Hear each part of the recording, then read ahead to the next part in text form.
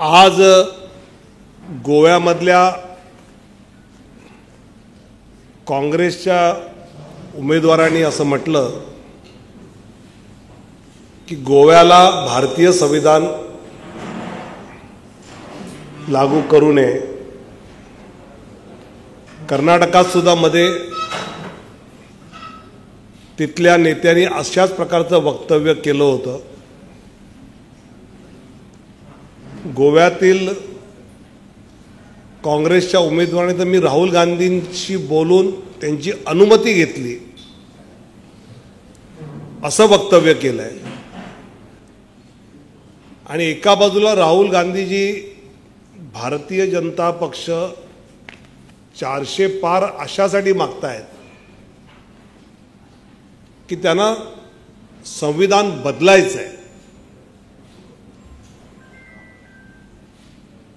खरं म्हणजे सगळ्यात जास्त संविधानामध्ये संशोधन 80 वेळा काँग्रेसच्या कार्यकालात झालेलं आहे। भारतीय जनता पक्ष मोदी सरकारने संविधान दिवस साजरा करणं सुरू केलं। संकल्पपत्र घोषित करताना महामानव पूजनीय भारतरत्न डॉक्टर बाबासाहेब आंबेडकरांच्या जयंतीच्या दिवशी त्यांची प्रतिमा संविधानाची प्रत समोर ठेवून संकल्पपत्र घोषित केलं। ते कुठेही भारतीय जनता पक्षाच्या मनात घटनेच्या मध्ये काही बदल करण्याचं सूतराम डोक्यात नसताना स्वतःचेच उमेदवार अशी मागणी करताना आपण पाहतो। आणि त्यामुळे जर मोदींवर टीका करायला काही मिळालं नाही तर अशा प्रकारचं काही वक्तव्य हे विरोधकांकडून विशेषतः काँग्रेसकडून होतं हे आपण पाहतो।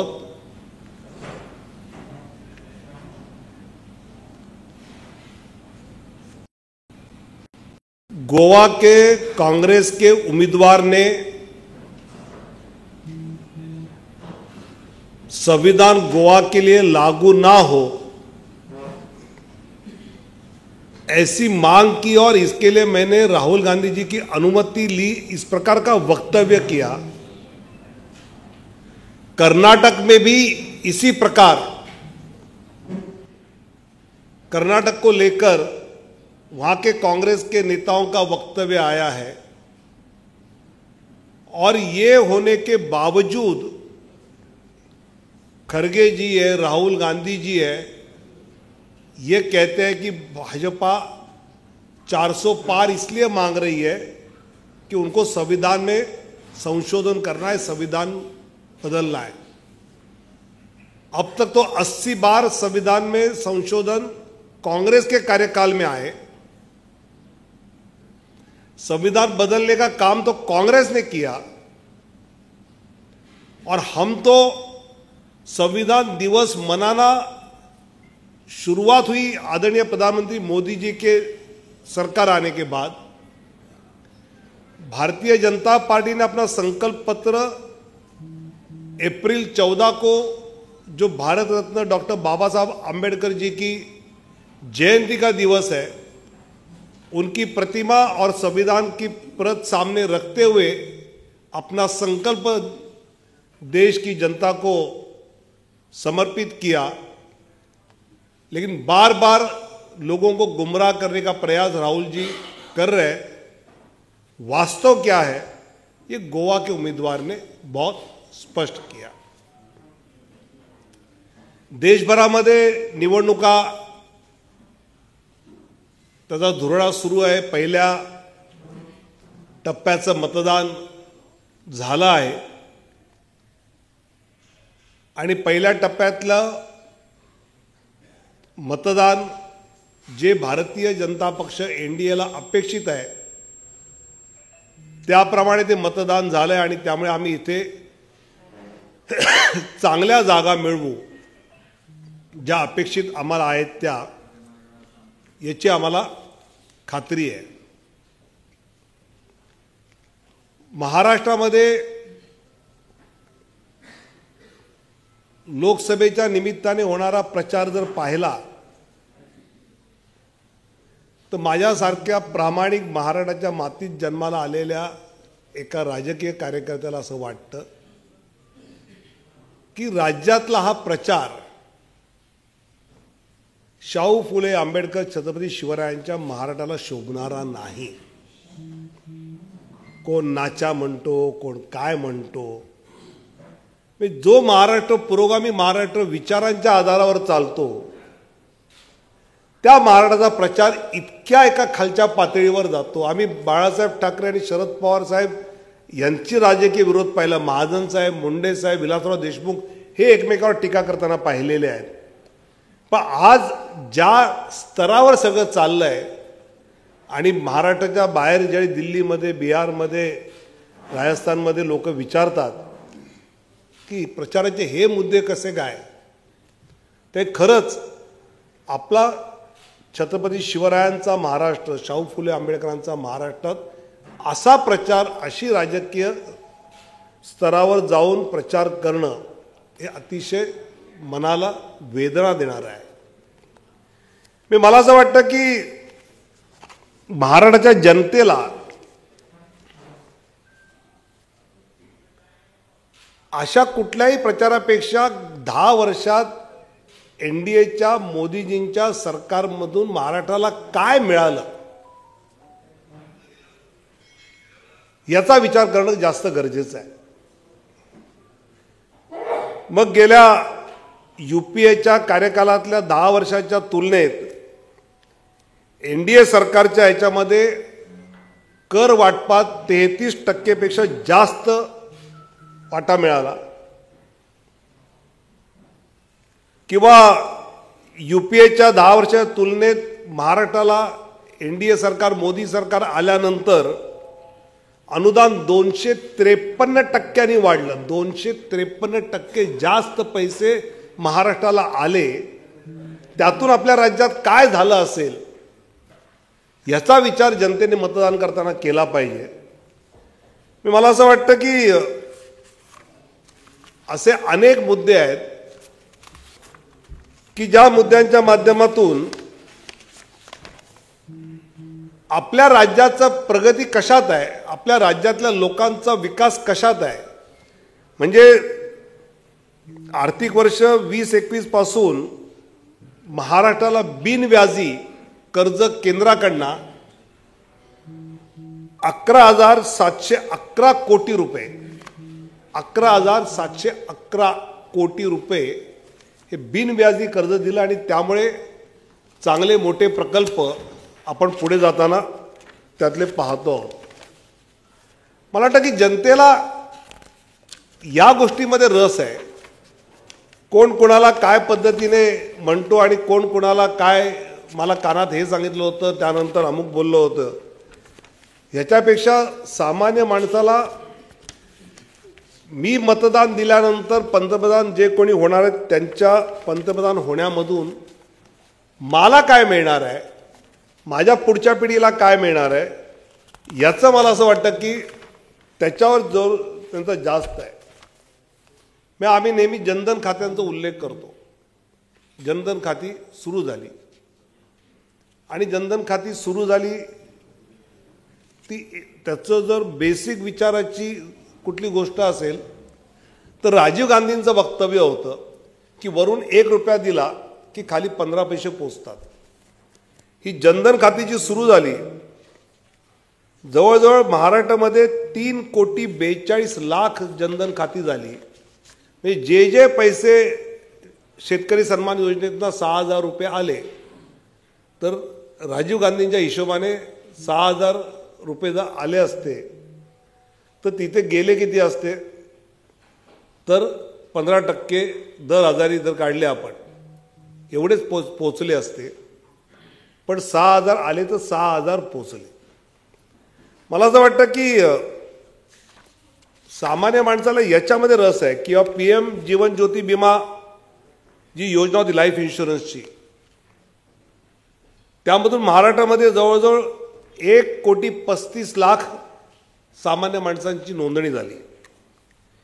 PM सुरक्षा विमा योजना, त्यातून 3,12,00,000 लोकांनी हा विमा उतरवला फक्त 20 रुपयामध्ये. की अटल पेन्शन योजना जवळजवळ 58 लाख लोकांनी घेतली आहे. मला मी मतदान लोकसभेला केल्यानंतर मला यातून काय मिळालं तर PM मुद्रा आहे. जवळजवळ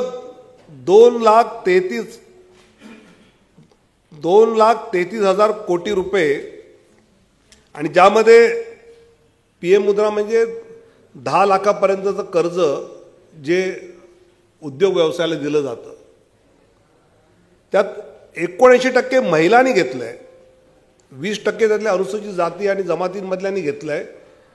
म्हणजे 2,33,000 कोटी हे जवळजवळ 3 कोटीपर्यंत ना लाभार्थ्यांना आपण दिलं. स्टँडअप इंडियामध्ये 20,000 उद्योजकांना 4,790 कोटी रुपये मंजूर झाले. किंवा PM स्वनिधी आहे, हे रस्त्यावरचे जे विक्रेते असतात त्यांना जवळजवळ महाराष्ट्रामध्ये 8 लाख विक्रेत्यांनी याचा लाभ घेतला. अशी खूप आकडेवारी या सगळ्या याच्यामध्ये आहे. मी एका बाजूला काँग्रेस म्हणतं रोजगार नाही. आता या सगळ्यातून जो रोजगार मिळाला, मी त्यांना नेहमी म्हणतो की 4 कोटी प्रधानमंत्री आवास योजनेचा घरं बांधली, तर ती घरं काय अशी मोदीने खिशातनं नेऊन ठेवलं नाही. ते घर बांधायला आर्किटेक्ट लागला, इंजिनियर लागला, मजूर लागले. ते विटा सिमेंट सगळं ते जिथून येतं तिथे रोजगार होता.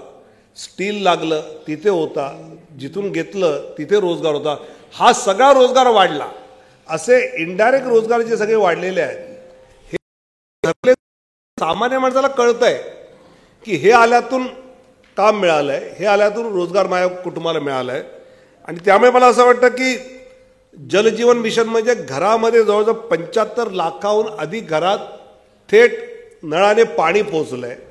75 लाख घरांना हे मिळणं म्हणजे उन्हातान्हात फिरत पाण्यासाठी जावं लागायचं ते या सगळ्यांना मिळणं. किंवा PM आवासमध्ये जवळजवळ 14.25 लाख घरं या ठिकाणी मिळाली आहेत.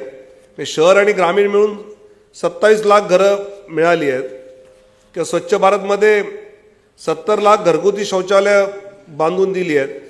मला वाटतं या अशा इतक्या गोष्टी आहेत की आयुष्यमानमध्ये 2.5 कोटी अधिक लाभार्थी आयुष्यमान ज्यांना ट्रीटमेंट मिळाली त्या कार्ड नंतर. मग गॅस उज्ज्वला लाभार्थी आहेत,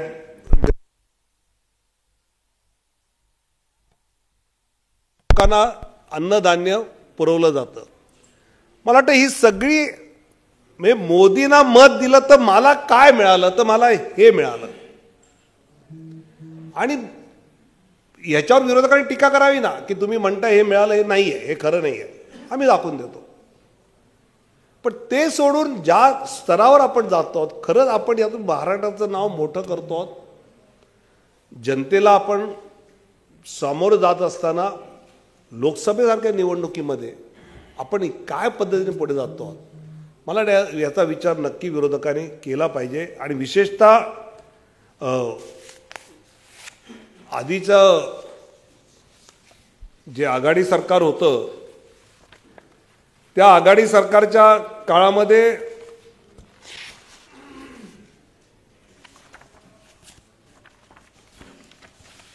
जे प्रकल्प अडवले गेले स्वतःच्या अहंकारासाठी वेगवेगळं नाव देऊन, त्या सगळ्या प्रकल्पांची जर माहिती आपण घेतली त्यावेळीची स्थिती काय होती.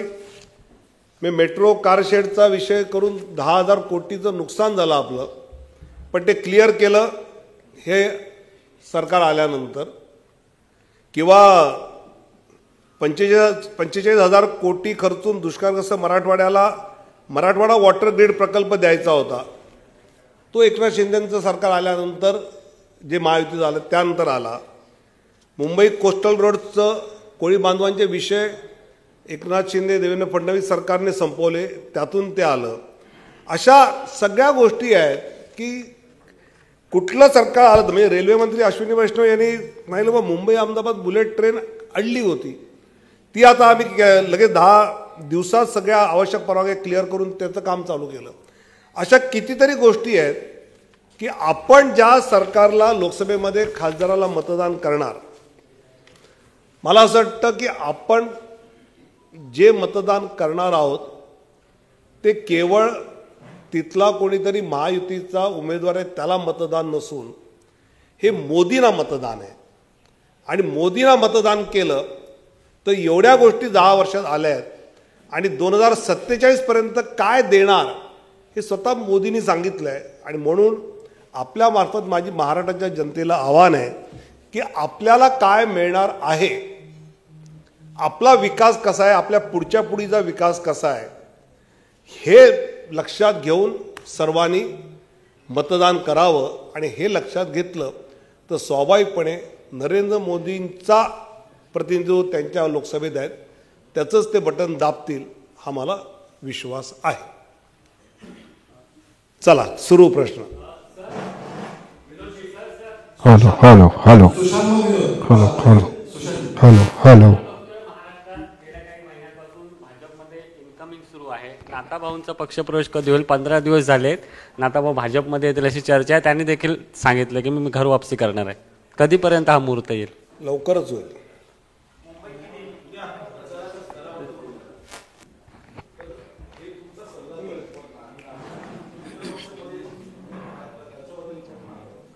मला वाटतं कोण त्या प्रकारे बोलतोय ते सगळ्यांना आहे ना.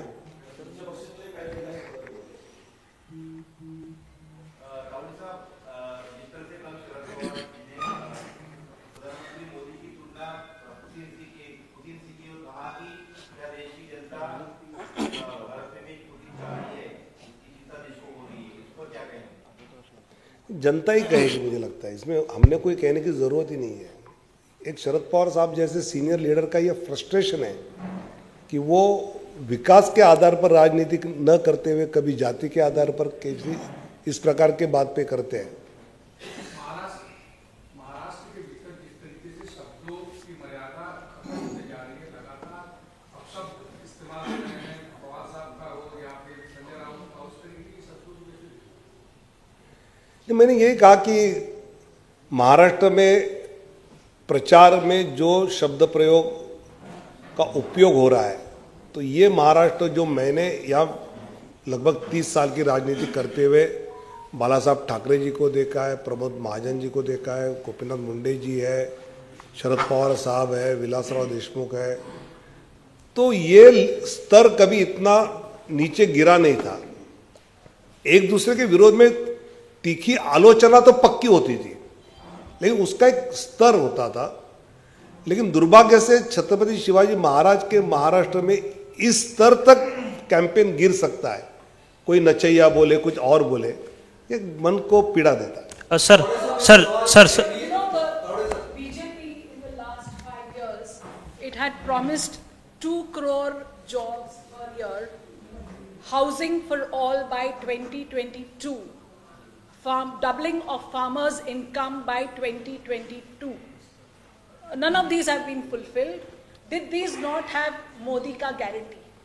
I think the schemes which I have read, if you calculate the jobs created by that will cross the number which we have committed, number one.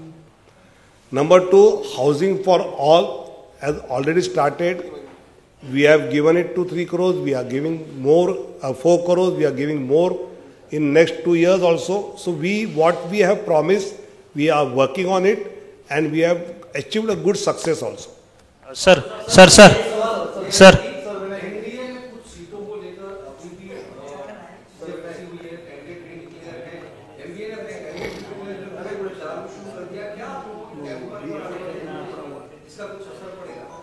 हमारी एनडीए बिहार की तो पूरी क्लियर हो गई सीटें.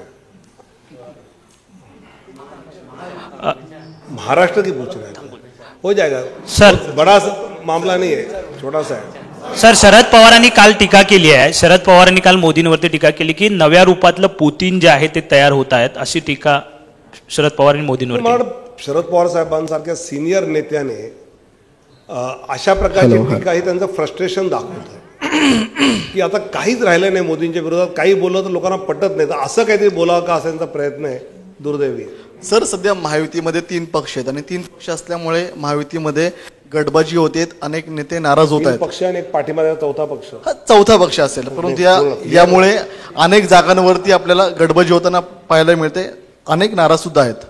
मात्र आम्ही ते विनोद तावडे बघितले ज्या विनोद तावडेंचं 2019 साली विधानसभेला तिकीट कापलं गेलं. विसरायला लागलो तू पण आठवण. ऐका, पूर्ण ऐका सर, प्रश्न ऐका माझा सर. 2019ला ज्या विनोद तावडेंचं विधानसभेला तिकीट कापलं गेलं ते विनोद तावडे 2024ला लोकसभेची पहिली यादी वाचताना पाहायला मिळत होते, मोदींचं नाव जाहीर करताना पाहायला मिळत होते.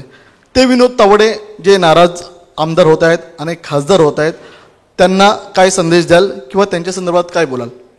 हे मुळात महायुतीमध्ये खूप नाराजी असणे स्वाभाविकपणे वर्षानुवर्ष कार्यकर्ता तयारी करत असतो आणि ज्यावेळी अपेक्षा भंग होतो तर त्यावेळी तर ते एक स्वाभाविक प्रतिक्रिया असते.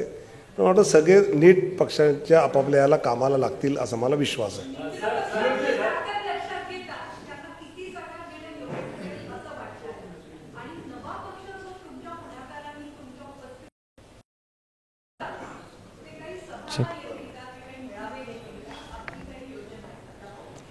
युतीतल्या पक्षांना त्यांच्या ताकदीप्रमाणे जागा मिळतील नक्की एक.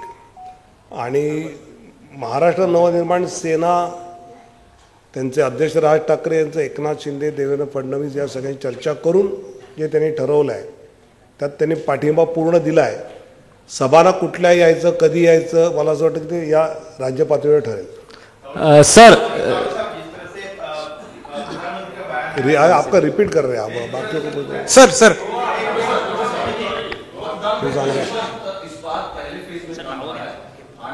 पहले फेज में ओवरऑल देश भर में प्रतिशत 1% ही कम है, लेकिन 3-4 राज्यों में जहाँ थोड़ी गर्मी ज़्यादा है, ऐसे राजस्थान, बिहार, असम, यहाँ पर 5% 4% कम है. बाकी सभी जगह पर 1-8% ऊपर नीचे ही है, कई जगह पर तो बढ़ भी गया है. आपण एक प्रश्न घेऊ गौरीशंकर.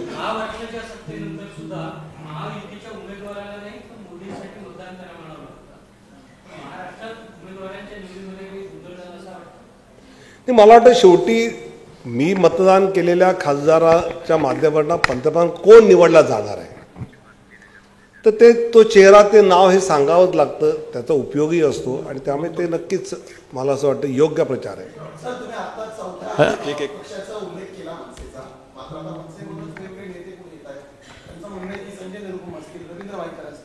अशा लोकांना जे महाराष्ट्र दुरी आहेत त्यांना उमेदवारी देऊ नये. मनसेचं मत आता महायुती विचारात घेणार आहेत, कारण बिनशर्त पाठिंबा आहे, पण मत विचारात घेतलं जाईल उमेदवारी. असं मत राज ठाकरे यांनी काही मांडलं असं मी ऐकलं नाही अजून. सर एकेकाळी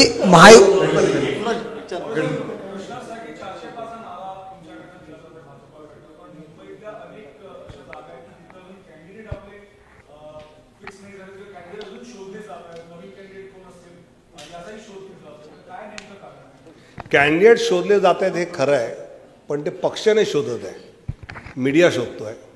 पक्षाच्या डोक्यात क्लिअर आहे कोणाला द्यायचं, कधी द्यायचं.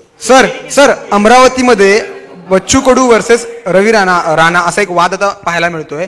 उद्या अमित शहाची अमरावतीमध्ये सभा आहे आणि बच्चू कडू त्याच मैदानामध्ये बसलेले आहेत, ठिय्या मांडून बसलेले आहेत. आग्रह धरलाय की त्यांनाही तेच मैदान हवं आहे सभा घेण्यासाठी. एकेकाळी बच्चू कडू महायुतीमधला भाग होते आणि आता तेच विरोधामध्ये उभे ठाकलेले आहेत. कसं पाहता याकडे?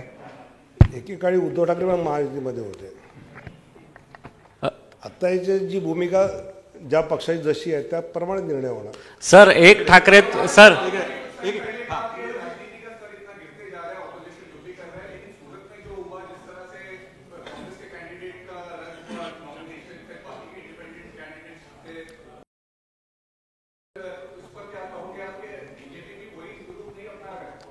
सब राजनीति में आपका स्तर, अगर आपने गलत फॉर्म भरा है और उस पर मैंने ऑब्जेक्शन नहीं लिया तो वो स्तर कोई नीचा नहीं होता है. इंडिपेंडेंट कैंडिडेट को रिक्वेस्ट किया हमने तो विड्रॉ करते ही है, तो उसमें स्तर क्या गिरना है.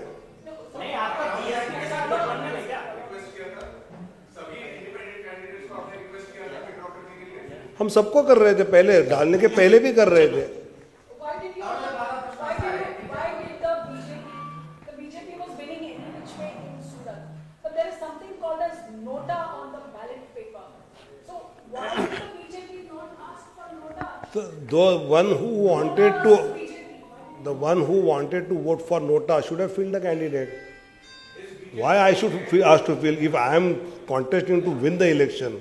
But should not the election commission have said that there should still be an election because we need to. But how can I say about election commission? As per the rules and as per the constitution, whatever it has been written, if everybody withdraws, then there is no candidate. It means if anybody wanted to vote for nota, he would have filled his candidate. Tawde Saheb, They have not. Tawde साहेब माझा प्रश्न असा आहे, Nota wala also is supporting BJP there. Tawde साहेब माझा प्रश्न असा आहे इकडे की आता महायुतीकडनं म्हणजे महाविकास आघाडीकडनं काँग्रेसचा तर जाहीरनामा प्रसिद्ध झाला, महाविकास आघाडीचा संयुक्तिक जाहीरनामा येणार असं समजतंय. मात्र आपल्यासोबत असलेले राष्ट्रवादी काँग्रेसचे अजित पवार यांच्या पक्षाने जाहीरनामा प्रसिद्ध केला आणि त्यामध्ये जातीनिहाय जनगणना हा जो राहुल गांधी यांचा जो अजेंडा आहे त्यानुसार त्यात नमूद करण्यात आला आहे. एकंदरीत कसं बघता तुम्ही याकडे? म्हणजे भाजपचा राहुल गांधीचा अजेंडा नाही. नंबर 1 राहुल गांधीचा अजेंडा काय आहे? जे मनमोहन सिंग बोलले की या देशाच्या संपत्तीवर पहिला अधिकार अल्पसंख्याकांचा, वंचितांचा नाही. त्यांचा अजेंडा तो आहे. विनोद जी एक सवाल यह है कि प्रधानमंत्री के एक बयान को लेकर कांग्रेस चुनाव आयोग भी गई है और यहाँ पर इलेक्शन में मुद्दा बनाया जा रहा है. मंगलसूत्र और मुसलमानों को लेकर जो प्रधानमंत्री ने बयान दिया उसको महाराष्ट्र में सियासी मुद्दा बनाया गया है. तो अच्छा है ना.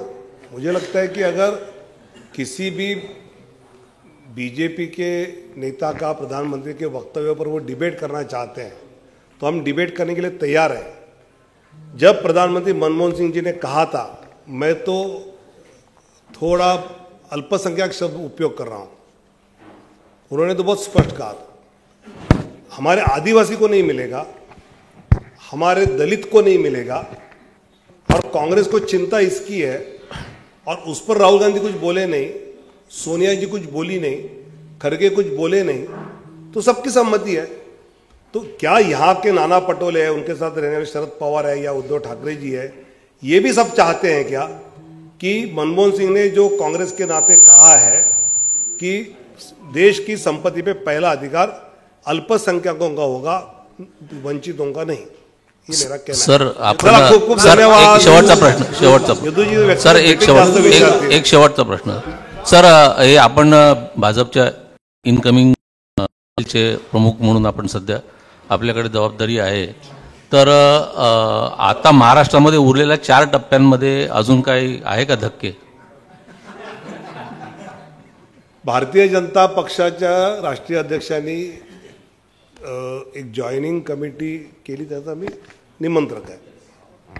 त्यामुळे अशी काही नावं आली की त्या नावांची माहिती घेऊन त्या संबंधित राज्यातल्या आमच्या केंद्रीय नेत्यांना विचारून त्यातला काय पुढे निर्णय होतो तो लोकांसमोर आणायचं काम मी त्या अर्थाने करतो. मला असं वाटतं की तेवढाच फक्त आमचा रोल आहे. तर अशी नाव येऊन काही प्रोसेसमध्ये आलं तर ते त्याप्रमाणे बघू. खूप खूप धन्यवाद. जय हिंद, जय महाराष्ट्र.